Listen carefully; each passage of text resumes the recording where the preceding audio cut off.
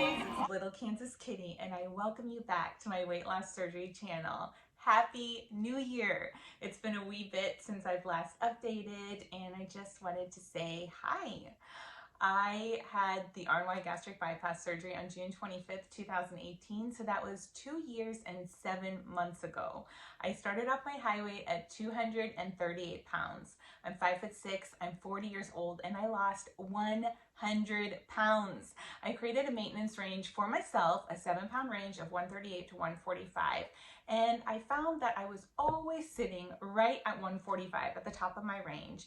And a couple of you mentioned, why don't you adjust your range? And I had thought about it. I did have butt augmentation just about a year ago, a little over a year ago, and that put an extra 2 pounds on me. I've also been doing a lot of strength training recently, and I think I've gained probably about 2 pounds of muscle.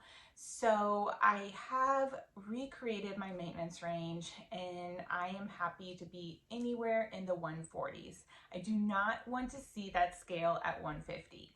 And for me, for my height, a healthy weight range is 118, which would be sickly, godly skinny. I'm a very curvy girl, to 154. And I'm going to be happy anywhere in the 140s.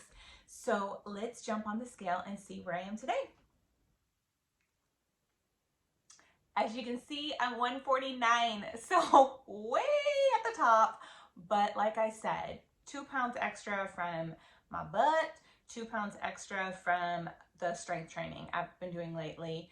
And I do want to get more in like the mid 140s. I think I'll be really happy with that, but my clothes still fit the same, and I'm maintaining. I'm pretty much maintaining. Nutrition, I can eat a lot more, and to some degree I feel fairly normal now compared to what I was like in that first year post-op. And I do still dump occasionally. So if I have something that's just too sweet or too much sweet, too much sugar, or too fatty, I will still dump. Also, since my intestines are shorter, food travels faster through me, so I regularly go, and that can be a little problematic during my runs. I will always have an obsession with food. That temptation is always going to be there. Stress and boredom triggers me to overeat, and I just have to practice that mindful eating pretty much on a daily basis. Weight loss surgery does not repair that OCD food tendency, but it will aid in weight loss. And after you've lost the weight and you've been maintaining, that is motivation in itself. You begin to have that gratitude for your body, that love for your own body, and you don't ever want to go back. So let me be a little harsh here to myself and to those that are struggling. Stop the regain, okay? So many are struggling with pandemic regain. Go back to basics, cut the carbs, move more. Remember how miserable life is at a heavy weight and how amazing life feels healthy. And so, yes, food tastes so good, but you know what tastes even better is being healthy and fit and active and loving your body. And yes, skinny feels far better. So what am I doing right now that's good? And what are some things that I can do maybe better? I typically in the mornings, right now I'm having a lot of omelets. I use egg whites and I fill it with lots of leafy green spinach. Usually put some smoked salmon, some chives, some garlic, maybe some tomatoes, and then whatever seasoning I'm in the mood for. That really kind of carries me over for the morning, and then around lunchtime I really crave salads all the time. And so I just make a really hearty salad, always add some kind of protein in there. I like imitation crab and I like chicken sausage.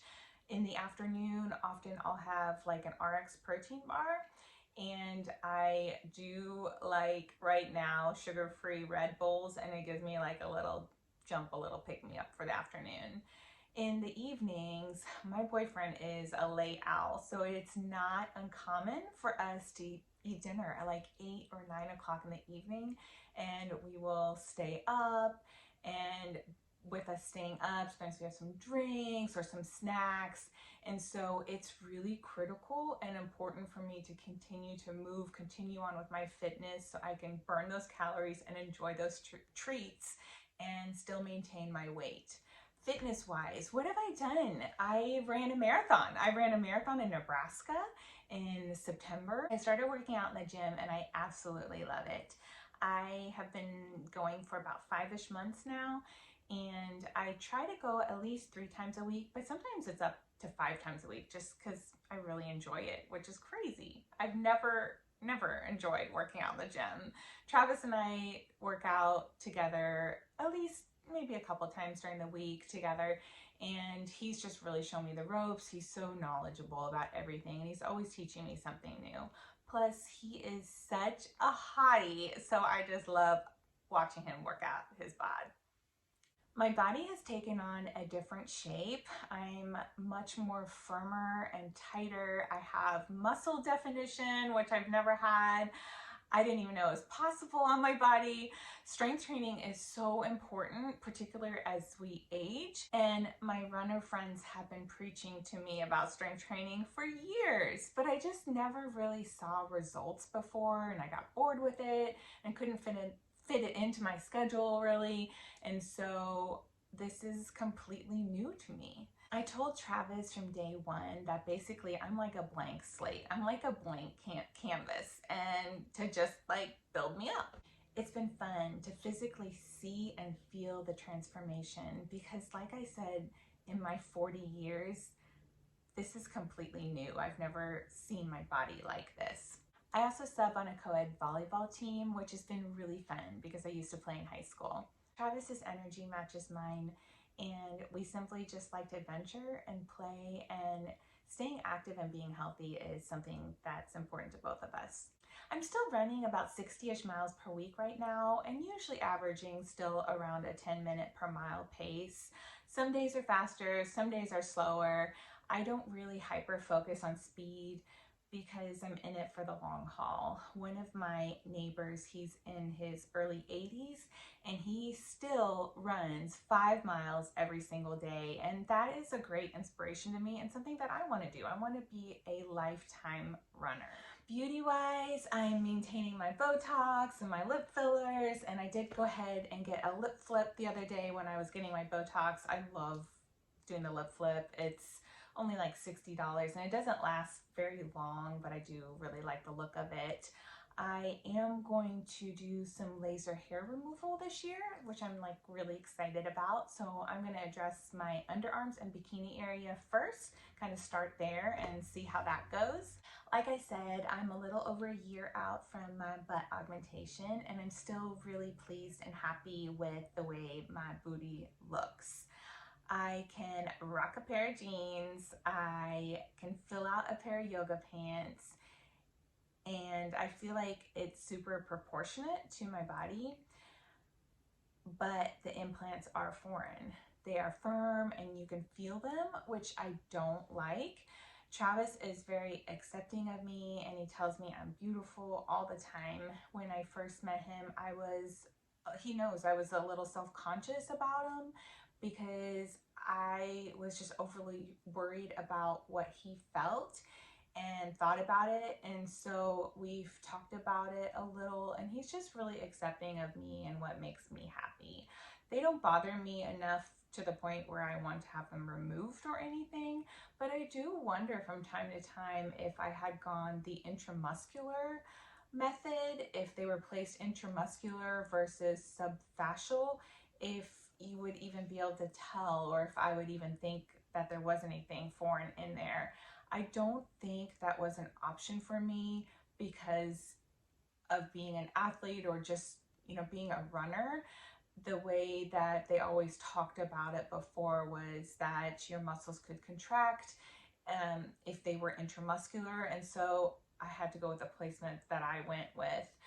I know that medicine and plastics and all of that technology is constantly advancing, so it may be something I may address down the road, but at this point I am still super happy with the entire look of it. This winter, I'm wearing the same jeans and the same wardrobe that I wore last winter. And of course, with some new additions to my wardrobe. But that is a huge NSV to be able to be wearing some of the same clothing year after year. And I hope that continues on for a very long time. I realized the other day that I don't wear belts like I used to. I used to wear belts with all my jeans, with all my pants all the time, and I just don't have a need to anymore because my booty holds everything up. And so before I was like basically like swimming in my pants. COVID update, my daughter tested positive for COVID over the holidays. She got it from her dad, and it made it for a very COVID Christmas. And so it was very different. As I'm sure many of your family gatherings were very different this holiday season as well. We were very fortunate to not get it, the rest of us. So Travis, my son, and I, and we were around her and didn't know that she was affected. And so I do believe that blood type may possibly, there may be a link there, that blood type has something to do with it. And we went ahead and we took the at-home blood tests that you can kind of find out your blood type.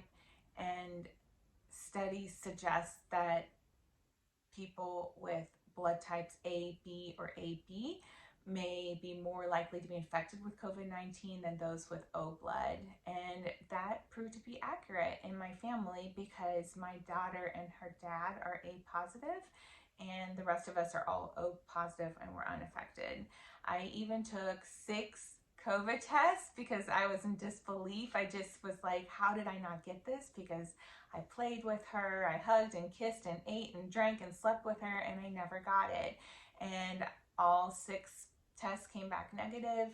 It's crazy stuff and just my theory, but I believe it since it hits so close to home for us. I'm going to leave a link down below where you can get your own at-home blood type test. We just got it from Amazon for $8 in case you're curious and you don't know.